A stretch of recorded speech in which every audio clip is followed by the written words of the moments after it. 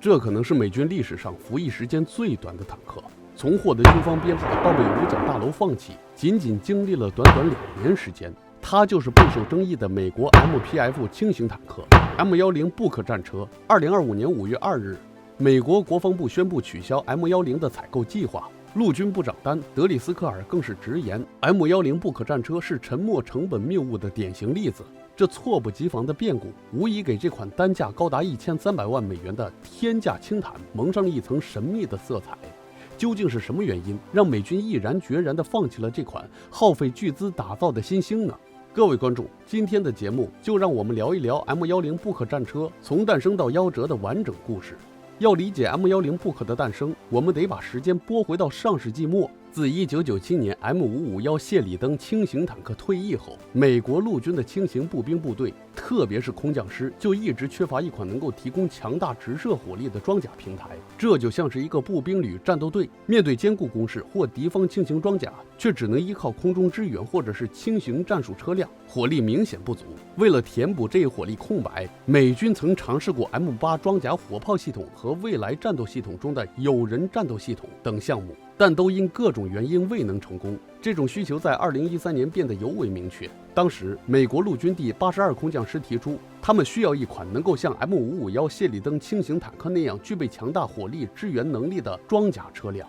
这种新型战车应能为步兵提供机动性强、防护良好的直射火力，以摧毁敌方的防御阵地、重机枪和装甲车辆的威胁。尤其是在那些反介入的环境下，行动能力很强的陆军迅速启动了机动防护火力，简称 MPF 的开发项目。最初的设想是，这款轻型战车能够由 C130运输机或 C17运输机进行空投，重量不超过32吨，并且能够一次运载2辆。然而，现实很快给出了残酷的答案：任何接近谢里登战力的车辆都难以塞进 C130的机舱。更令人疑惑的是，早在2013年9月首次提交审阅的设计，就已经与之前提出的作战需求不一致了。陆军非但没有停止，反而继续推进。到了2015年，监管委员会不知为何，竟然直接删除了最初的空降需求，声称不再需要搭载 C130运输机或 C17空投功能。米勒指出，这正是一切开始走下坡的开始。他直言，一旦取消空投需求，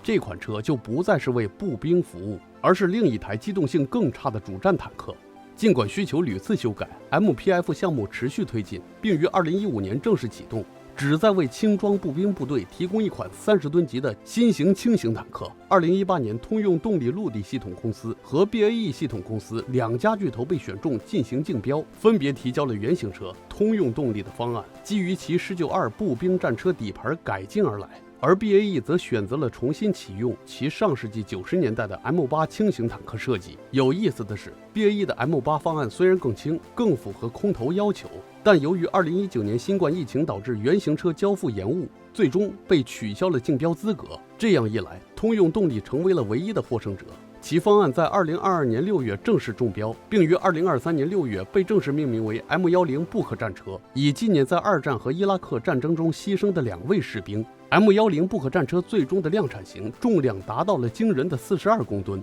这个重量远超其前身的 M551谢里登的16吨，甚至堪比许多国家的中型或主战坦克，如日本的石式主战坦克和一些 T72变形坦克。尽管比70多吨的 M1艾布拉姆斯主战坦克轻，但在实际运用中， M10布克的轻型优势却荡然无存。当首批 M10布克战车在2023年底至2024年初准备交付美国陆军第101空降师时，训练人员们震惊了。美国陆军科技长米勒近日媒体采访时表示，在肯塔基州的坎贝尔堡训练 M10布克战车时，11座训练桥被压坏8座，大部分无法承受 M10布克42吨的巨大重量。难以想象，这款被称为轻型坦克的战车，其重量几乎是 M551谢里登的近3倍，它比最新的 M2A4 布雷德利步兵战车只轻2吨。更糟糕的是，原本计划 C17运输机一次能运载2辆 M10，但由于空军改变了载重限制，现在一次只能运载1辆。这意味着在空运效率上，42吨的 M10布克与70多吨的 M1艾布拉姆斯主战坦克相差无几。这不仅违反了空运原则，也违反了轻坦原则。陆军想要将其部署到布拉格堡、坎贝尔堡等主要步兵基地，但这些基地的基础设施根本无法应付42公吨的重型车辆，有些部队甚至无法使用这些战车进行训练。M10 Book 的设计初衷是为轻装步兵部队提供火力支援，其核心是提供移动防护、直接进攻火力能力。它配备了一门105毫米 M35线膛炮，副武器包括一挺 M2 12.7毫米重机枪和一挺 M240C 7.62毫米同轴机枪，其火控系统沿用了 M1A2 艾布拉姆斯主战坦克的先进技术，具备猎歼能力。动力方面，它采用了 MTU 柴油发动机，功率达到了1100马力，最高时速可达65公里每小时，续航里程305公里。此外 ，M10为了减重，采用了铝合金间隙式装甲，竟然舍弃配备主动防护系统，而基础防护仅能抵御轻武器射击和炮弹碎片。虽然可以根据任务要求增挂爆炸反应装甲，以抵御更重的反坦克武器，但这也必然会增加战斗整体重量。除了重量和部署问题 ，M10 Book在设计上还存在诸多不足。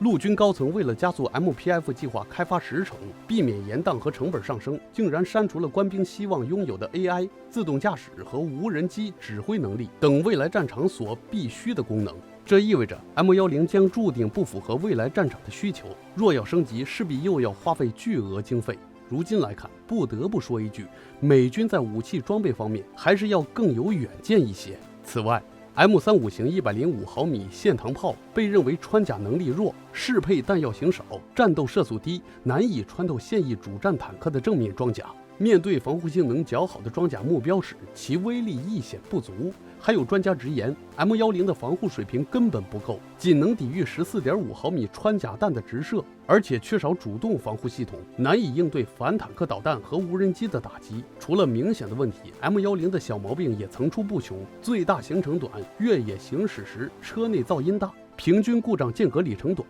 火炮射击后烟雾倒灌等，这些都严重影响了其作战能力的发挥。M10 Book的高昂成本也成为了其致命伤。据报道，每辆 M10 Book的单价高达1300万至1400万美元，这一价格甚至超过了 M1 艾布拉姆斯主战坦克的最新版本 M1A2 SEPV3。美国国会稽核处在2024年6月的报告中指出，MPF 计划已耗资72亿美元，而包括研发、生产和后勤维护在内的生命周期总成本可能高达170亿美元，远远超出了原计划的规模。根据美军的采购规范，一旦武器成本增加超过10%，就必须重新审查。2020年4月 ，M10的原型车下线，2年后俄乌冲突爆发。这场冲突被广泛认为改变了地面作战形态。在俄乌战场上，无人装备和先进反装甲武器对坦克装甲车辆构成的巨大威胁，使得 M10 Book在火力、防护和机动性方面都难以适应新的战场需求，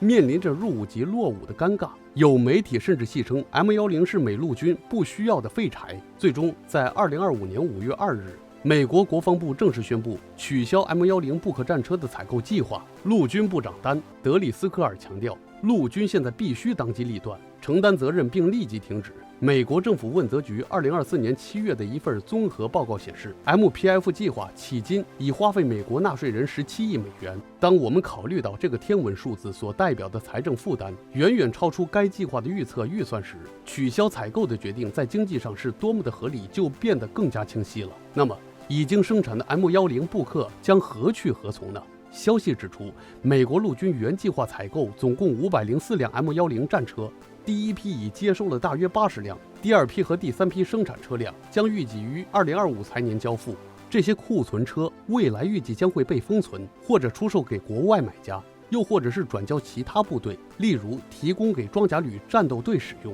同时，原本计划拨给 M10的预算，后续也将转向量子科技、自动驾驶和无人机等更符合未来战场需求的领域。对于通用动力公司而言，项目的取消无疑是巨大的打击，它将面临产能过剩、人员冗余等问题，并牵连下游供应商。虽然美军会根据合同支付已经产生的成本和合理利润，但这无法弥补未来损失或预期利润。有意思的是，美国海军陆战队的一些指挥官认为，这些既然陆军不要，陆战队倒可以接手，用于解决机械化侦察部队火力与生存力缺乏的问题，直到先进侦察装甲车服役。M10 Book计划的取消，虽然对美国陆军来说是一个惨痛的教训，但也为其进行重大重组和战略重新评估提供了机会。该项目的失败，促使美国陆军开始反思其采购流程，并转向更具前瞻性的方向。陆军技术长米勒指出，陆军现在应该学着说不，而不是继续采购那些不应该的东西。未来，陆军将聚焦于 M1 艾布拉姆斯主力战车的新型号 M1E3 的开发，它将是一款更轻、具备自动装弹、自动化控制和主动防护系统的主力战车。M10 布克的预算也可能转向无人机的采购方面。M10 布克战车是美军在追求现代化进程中付出的昂贵学费。它警示各国脱离实际需求，流程僵化，忽视未来技术趋势，最终只会造出不需要也用不到的武器。在快速变化的现代军事格局下，灵活应变、批判性思考和对未来战场的准确预判，才是决定武器项目成败的关键。未来地面战争形态将如何演变？新一代的武器装备将如何适应不断变化的战场？我们拭目以待。本期内容就是这些，感谢关注。如果您喜欢这期视频，别忘了点赞订阅，我们下期再见。